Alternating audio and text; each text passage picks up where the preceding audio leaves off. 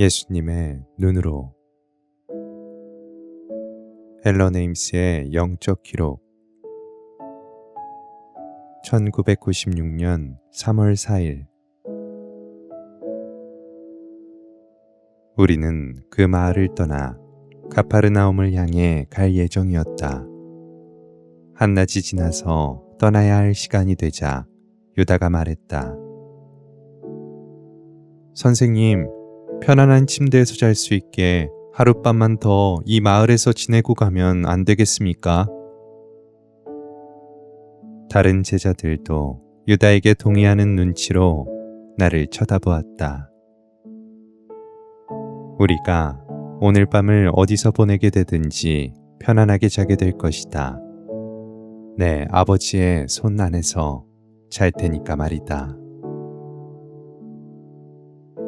아버지를 흠숭하도록 제자들을 이끌어주고 싶어서 나는 즐겁게 말했다. 아버지를 찬미하는 노래를 하나 부르자. 제자들이 기쁨에 차서 하느님의 영광을 노래할 때 그들의 입에서 노래가 춤을 추듯 흘러나왔고 그들의 가슴은 하느님의 사랑을 향해 활짝 열렸다. 노래가 끝났을 때는 벌써 날이 어두워지기 시작했는데 멀리서 불빛 하나가 보였다. 선생님, 저기로 가서 우리가 묵고 갈 수 있는지 알아봅시다. 베드로가 반색을 하며 말했다. 불빛을 향해 가까이 가보니 작은 집이었는데 한 사람의 모습이 안에서 어른거렸다. 그 사람은 손에 성서 두루마리를 들고 있었고 하느님께 시편을 노래하고 있었다. 베드로가 말했다. 경건한 사람인 것 같은데 좀 도와달라고 부탁해 볼까요? 베드로, 도움이 필요한 사람은 바로 저 사람이다. 어리둥절해하며 쳐다보는 베드로에게 눈짓을 하며 말했다. 조금 두고 보아라. 가까이 가서야 제자들은 그 사람이 나병 환자인 것을 알았다. 그래서 그 사람은 마을에서 떨어져 혼자 살고 있었던 것이다. 선생님, 저 사람한테 가까이 가서는 안 됩니다. 우리도 병에 걸려요. 유다 타데오가 겁을 먹고 말했다. 타데오야, 병자를 보면 도와주어야지 도망을 가서야 되겠느냐? 아직도 그것을 배우지 못했느냐? 나의 말에 옆에 있던 토마스가 더듬거리며 말했다. 그렇지만 선생님, 저희도 저 사람처럼 될지 모르지 않습니까? 토마스야, 그리고 너희 모두는 내가 병자를 고쳐주고 죄인을 해방시켜주고 하느님의 사랑을 모든 사람들에게 가져다 주기 위해 여기 와 있다는 것을 아직도 모르고 있느냐? 너희들은 그렇게 많이 보았으면서도 아직도 이해하지 못한단 말이냐? 내가 저 사람을 고쳐줄 것이다.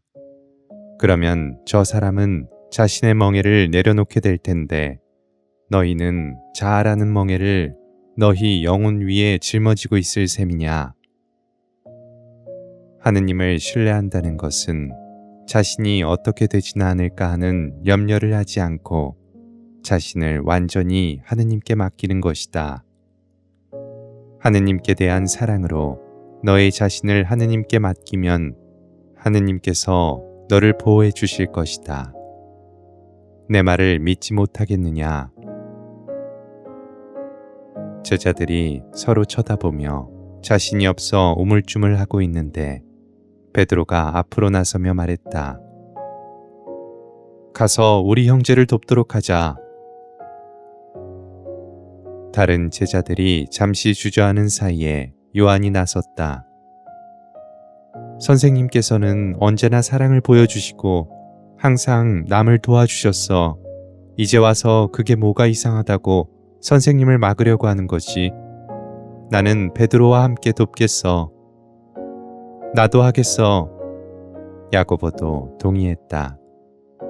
곧이어 우리는 아버지께 바치는 기도 소리가 들려 나오는 그 집으로 걸어갔다. 베드로가 문을 두드리자 그 집에서 흘러나오던 기도 소리가 멈췄다. 발을 질질 끌고 현관으로 나오는 소리가 들렸다. 곧 문이 열리고 그 남자의 모습이 보였는데 그의 얼굴은 나병으로 무섭게 일그러져 있었다. 친구들, 이 집은 나병 환자의 집이야. 멀리 물러서 있는 것이 좋겠어. 흉측한 얼굴에 놀란 베드로가 뒷걸음질 치며 말했다. 그러나 잠시 후 정신을 가다듬고 그가 지니고 있는 참된 사랑의 힘으로 마음을 돌려 다시 말했다. 우리는 당신이 나병 환자라는 것을 알고 있습니다. 당신을 도와주러 왔습니다. 우리 선생님께서 당신과 말씀을 나누고자 하십니다. 반갑습니다. 그러나 집 안에 들어오지는 마십시오. 들어오게 되면 제 고난을 나눠 가지게 될 것입니다. 너무 늦기 전에 돌아가십시오. 어서 가십시오. 하고 그 사람은 간청했다. 내가 불빛 안으로 들어서며 말했다.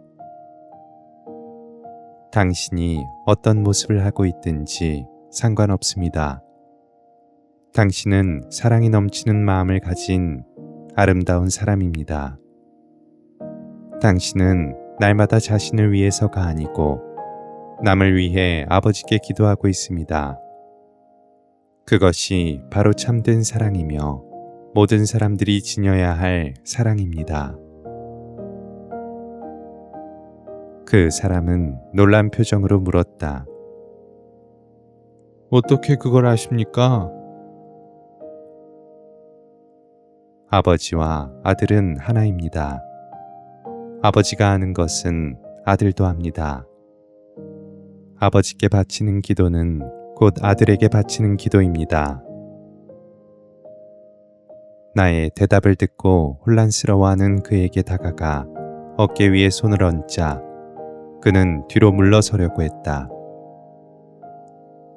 제 병을 옮게 됩니다. 제게 손대지 마십시오. 다른 사람에게 이 괴로움을 겪게 한다는 것은 정말 견딜 수 없는 일입니다. 그의 목소리는 떨렸다. 네, 아버지께서 당신의 기도를 들으시고 당신을 고쳐주시고자 아들을 보내셨습니다. 나는 몸을 숙여 그의 이마에 입을 맞추었다.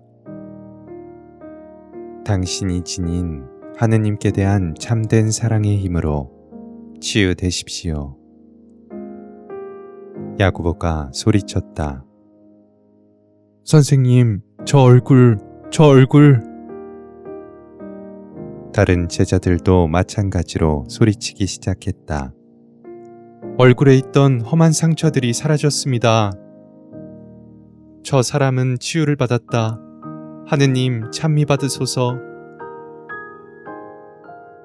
그 사람은 얼굴을 만져보고 자기 손을 보고는 눈물을 흘리면서 없어졌네, 없어졌어 하고 외쳤다. 그리고는 자기 몸을 살펴보려고 옷을 찢었다. 몸은 깨끗해졌고 모든 것이 완벽했다. 그는 흐느끼면서 무릎을 꿇었다. 감사합니다, 선생님. 감사합니다. 하늘에 계신 하느님의 자비심에 감사합니다. 감사합니다. 감사합니다. 나는 그의 손을 잡아 일으켜 세웠다. 하느님은 자녀들을 보살피십니다. 하느님께 대한 신뢰심으로 인해 당신은 하느님의 참된 아들이 되었습니다. 우리 함께 무릎을 꿇고 아버지께 감사의 기도를 드립시다. 기도가 끝나자 그 사람은 식사를 같이 하자고 우리를 초대해서 맛있는 음식으로 대접했는데 제자들은 배가 부르도록 먹고 즐거워했다. 이 요리 안에 무엇이 들었기에 이렇게 맛있습니까? 바르톨로메오가 물었다. 종달새하고 호수에서 잡은 생선이 전부입니다만 그 사람이 대답했다. 그런데 어쩌면 이렇게 맛이 있습니까? 무언가 다른 게 들어갔겠지요. 하며 바르톨로메오가 다시 물었다. 바르톨로메오가 못 풀고 있는 의문을 내가 끼어들어 풀어주었다. 그것은 내가 오늘 밤에 본 하느님의 자비심에 대한 기쁨이다. 그 기쁨이 식사를 더 맛있게 만든 것이다. 하느님의 사랑이 하시는 일을 눈으로 보고 그 사랑을 체험할 때 모든 것이 달콤해지는 것이다. 하느님의 성령과 기쁨에 넘쳐 잠을 이루지 못하는 나병 환자와 함께 밤늦게까지 이야기를 나누었다. 마침내 나는 그에게 손을 얹고 말했다. 이제 푹 쉬십시오. 내일부터 당신의 생애가 다시 시작됩니다. 당신의 온 생애가 하느님 안에서 말입니다.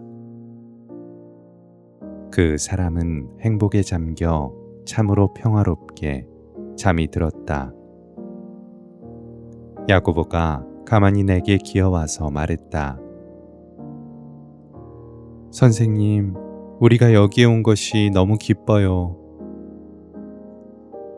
그리고는 머리를 내 어깨에 대고 곤히 잠이 들었다. 1996년 3월 6일 이른 아침에 일어나 야고보의 머리를 내 어깨에서 내려놓았다. 야고보는 천사 같은 얼굴을 하고 자고 있었다. 조용히 문 밖으로 나왔다. 공기는 맑고 시원했는데 아직 미명의 새벽이었다. 나는 길을 따라 걸으며 하늘에 계신 아버지께 기도를 드렸다.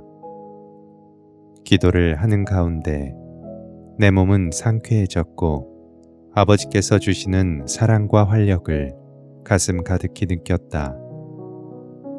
아버지께 나를 인도해 주시기를 간청했는데 내 앞에 영상이 나타났다. 예루살렘에 있는 성전의 문들이 보였다. 그때 아버지의 음성이 들렸다. 성전은 닫혔다. 나의 자녀들뿐 아니라 나까지도 못 들어가게 닫혀 있다. 저 문들을 열고 너의 사랑을 기초 삼아 성전을 새로 지어라. 아버지, 저 문들은 열릴 것이고 사람들의 마음도 아버지의 사랑을 반기며 열릴 것입니다. 그래서 사람들은 한 가족이 되어 천국에서 영원한 삶을 즐기게 될 것입니다. 아들아, 악을 쳐부수기 위하여 네가 바쳐야 할 희생이 있다. 너는 세상의 죄를 대신 짊어져야 하고 세상을 너의 사랑으로 감싸 주어야 한다. 바로 너의 사랑이 우리 자녀들을 구원할 것이다.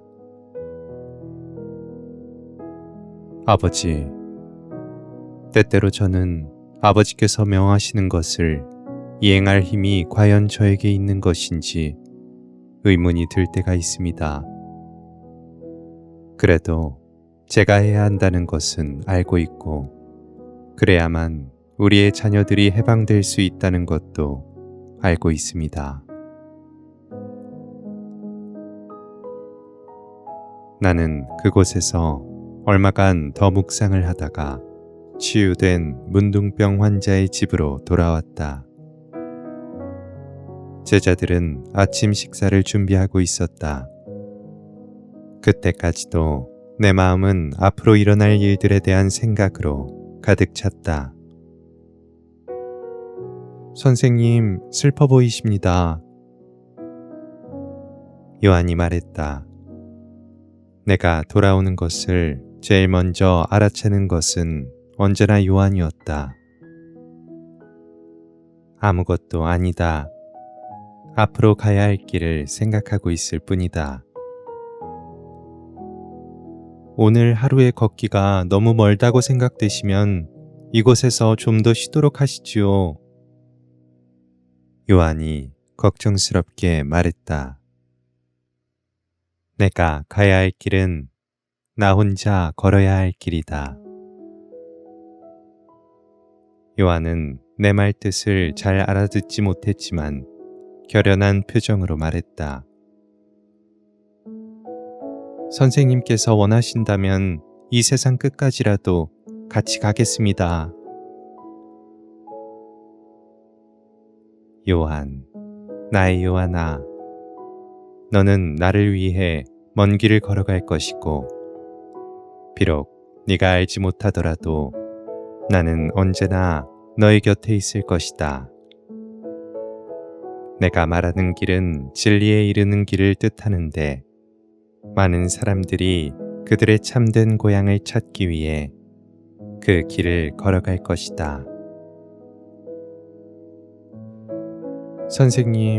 선생님께서는 가끔 저를 혼란스럽게 하십니다. 선생님께서 하시는 말씀을 전혀 이해하지 못할 때가 있거든요. 자, 식사나 하고 나중에 이야기하도록 하자. 때가 되면 너도 이해할 수 있을 것이다.